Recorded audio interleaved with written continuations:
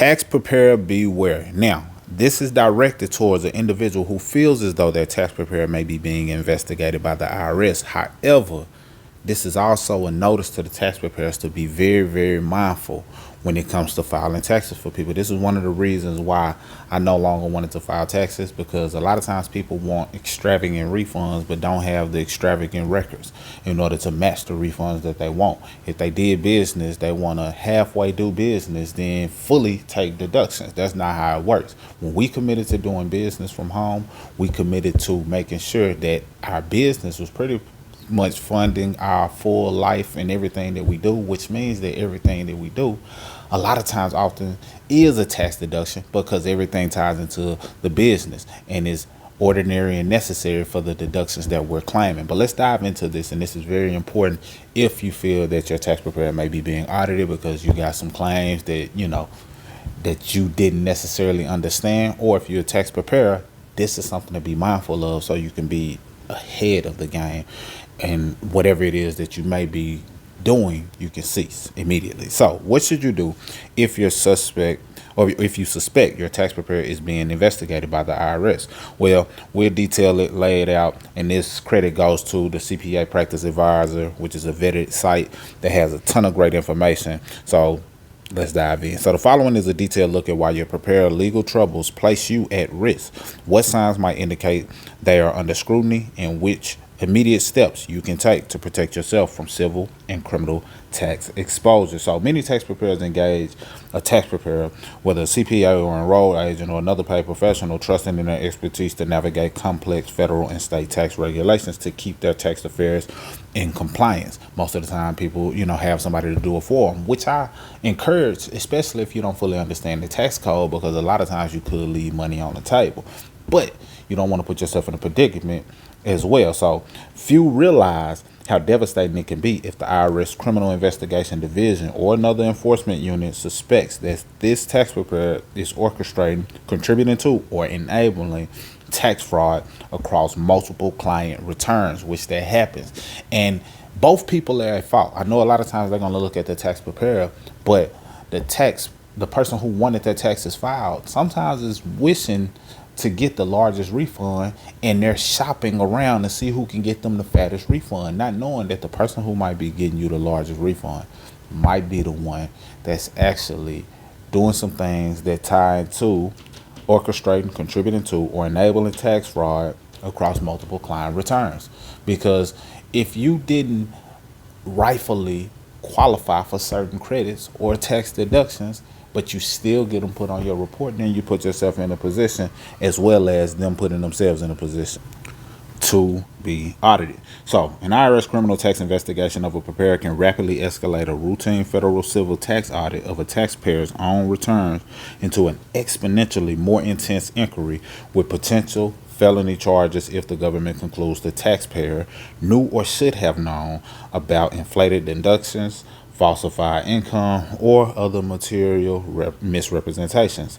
The consequences may include significant civil and criminal tax penalties, restitution orders, and the severe negative public attention that accompanies a criminal tax prosecution. So let's dive into it a little deeper. Now, below is a detailed look at why your preparer's legal troubles place you at risk. So this is why you shouldn't just be trying to get somebody to just maximize your refund if you know you don't have the records. Now, me, myself, we have tons of deductions, but everything we do ties into either content creation, either some form of advertising, either some form of miles driven centered around the business endeavors that we have going on, from an area of being a real estate agent. So it's a lot of things that we're doing, and we're strategic in what we do and making sure that it connects to tax deduction, meals, and business discussions, because my wife and I are in business together. So you have to think about these things, keep the records, but still be educating yourself as well. So let's dive in a little deeper. So why tax preparer under investigation puts you at risk? Tax preparers are subject to various federal laws and regulations. For those who are attorneys, CPAs, enrolled agents, and other authorized professionals,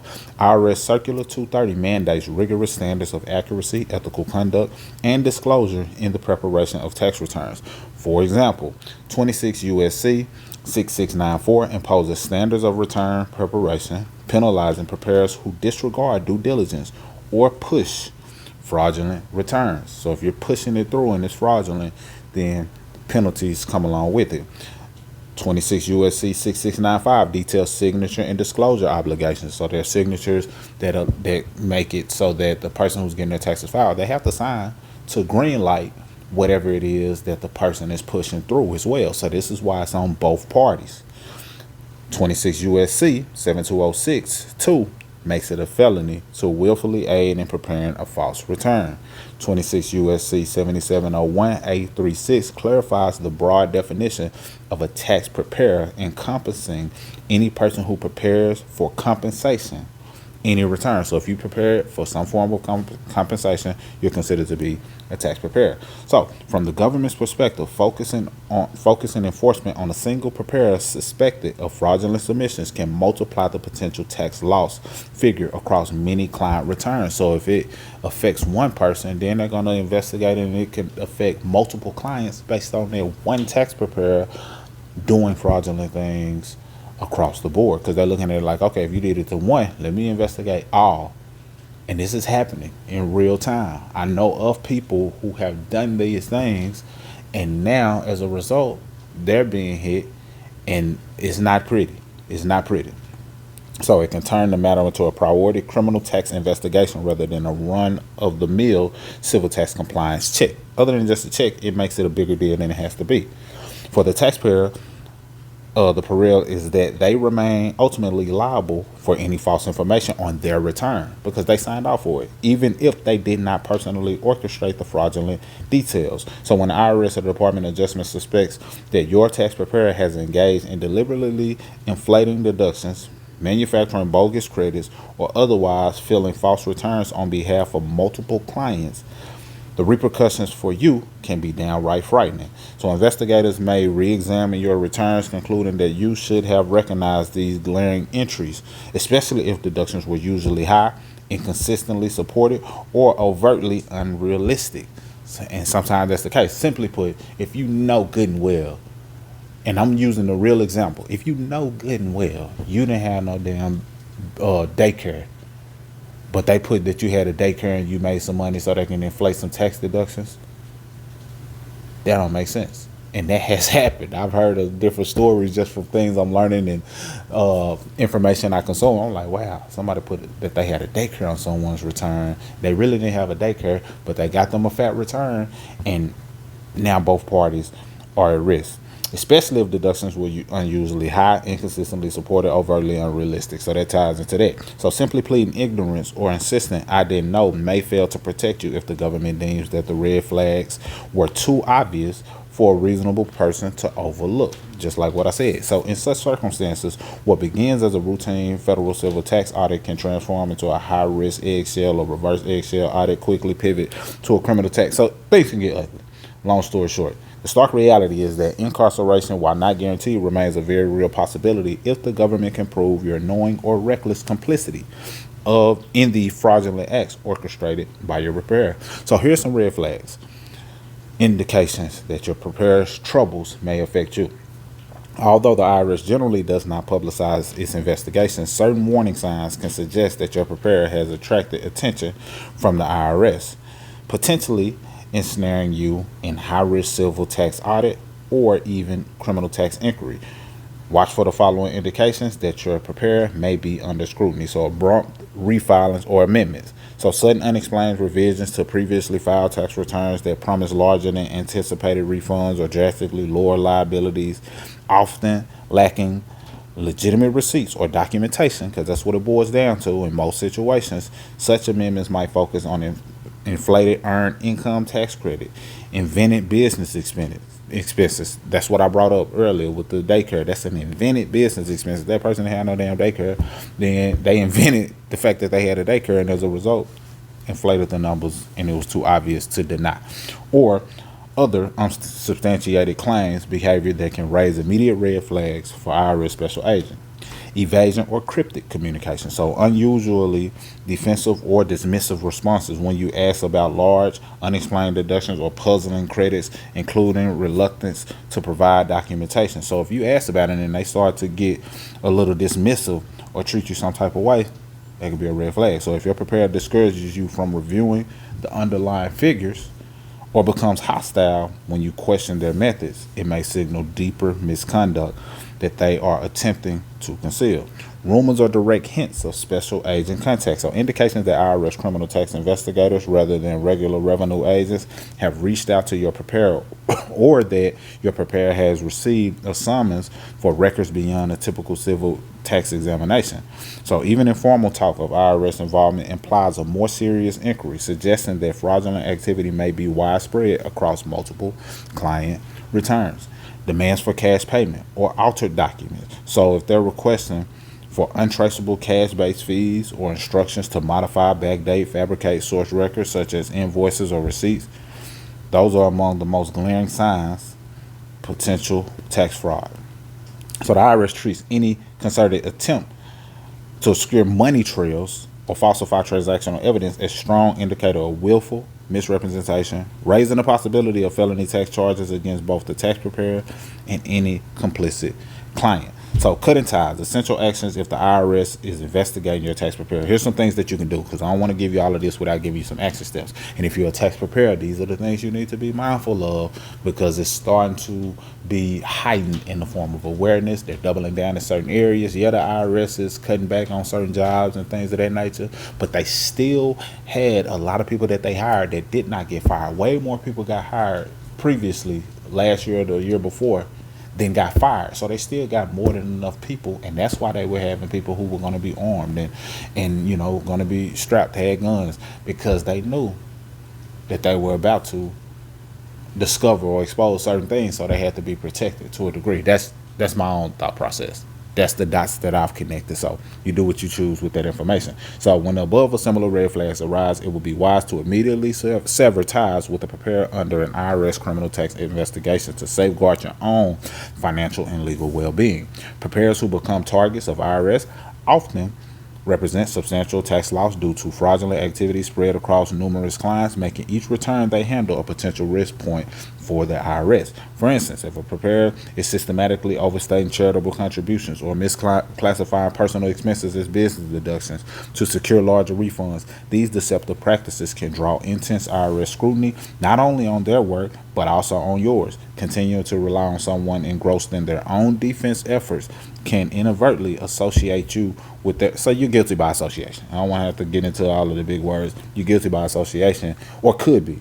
So the most prudent action is to consult with the qualified dual licensed tax attorney and CPA. So somebody who's dual licensed in tax attorney, meaning they understand tax law, but also they have CPA capabilities. So having a dual licensed individual can help you evaluate your risks, understand your rights, and formulate a strategic plan to minimize potential civil or criminal tax exposure. Even if you only need a short initial consultation, taking that proactive step can help you gauge whether you face a mere civil audit or possible criminal tax exposure, enabling you to keep a safe distance from both the suspect preparer and the IRS agent's crosshairs. So 3 practical steps to shield yourself if your tax preparer is under scrutiny. Number 1, gather all your records. So you want to screenshot this.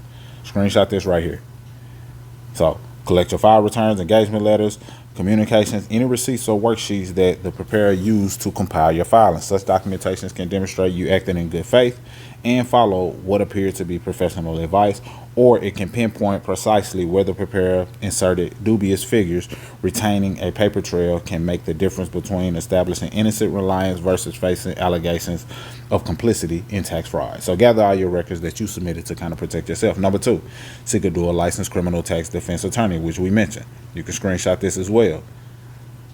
So your conversations with a non-attorney accountant or a tax preparer are not confidential or privileged. If called upon in a subsequent legal tax proceeding, they must disclose any incriminating information you shared. When a preparer is under investigation, they may be more inclined to shift blame onto unsuspecting clients to protect their own license, reputation, or livelihood. This vulnerability is particularly acute if the IRS or Department of Justice deems that you should have recognized suspicious items on your return, be they overblown deductions, questionable credits, or manipulated income figures. Very important.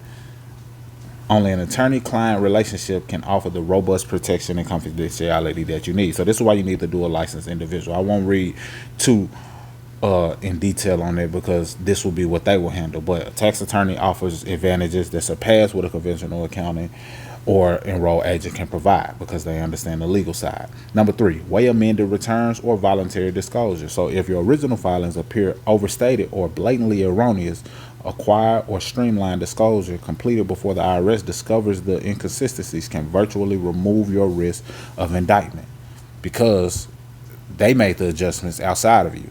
So that can kind of decriminalize you, if that makes sense. So acting sooner rather than later often yields a more favorable outcome, especially if you genuinely relied on your tax preparer without realizing the magnitude of the misrepresentation. So shout out to David for putting this together with the CAPB practice advisor. It was too good not to share, in detail, so you can take action and understand what to look out for. But stop just seeking the largest refund if you haven't been putting in the work necessary to qualify for those things. And I'm specifically talking about those who are in business, because sometimes people that just have a website and now they think they qualify for $100,000 in tax deductions. No, if you didn't do the work to do the things that could position you to earn the income that justifies that you have been running this business in pursuit of a profit, making progress, growing year by year, because they look at that. If they see that you've made progress year by year, then they're like, okay, this person is really building his business seriously. If they see that you've quit your job because your business started producing, then they're like, oh, okay, this person is really moving and shaking. If they see that you had the receipts and the records and the evidence, if it came down to an audit, then it shows, oh, okay, this person is not playing around. This person is creating content. This person is doing things that position them for profit. Every piece of content and thing that we do on our phone, whether we travel, whether we're local, positions us for tax deduction, because not only is it marketing material, it's also the content in and of itself that can be tax deductible. So the content itself we're creating to make a profit, but we're also creating it to market. If there was a way to double claim, I promise you we would qualify, because everything we're doing is strategic, because we're doing it in pursuit of empowering people, helping people, solving a problem, obviously, but also in pursuit of producing a profit in the process. Hopefully this helps. Keep your head on the swivel. Pay attention to what's going on and do what's best for you and yours. Mr. Smith, signing out. Salute. If you like this video, you know what to do, so do what you know.